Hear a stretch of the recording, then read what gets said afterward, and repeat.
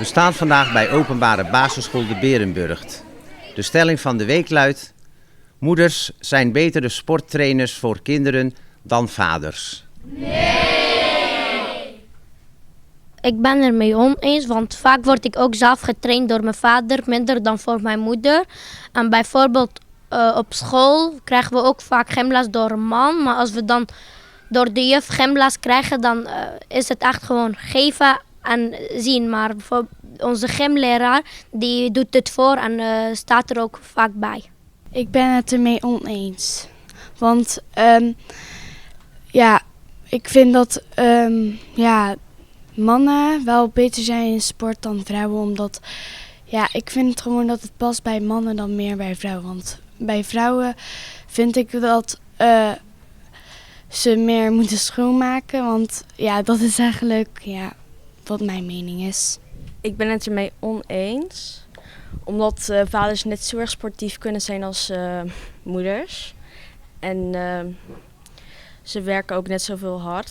Dus ze kunnen ook goed sporten natuurlijk. Zoals tennis en zo. En ik vind het ook heel erg belangrijk dat ze evenveel recht hebben.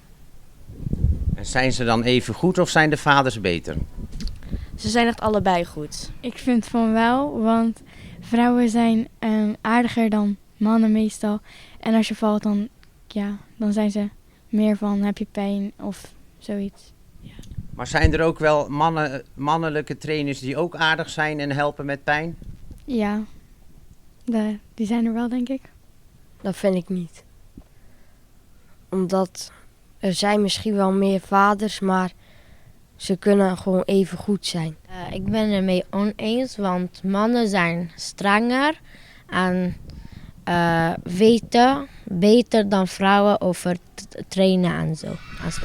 Moeilijke stelling. Nou, ik ben het er eigenlijk niet mee eens, want ik denk dat moeders net zo goed sporttrainer kunnen zijn als vaders.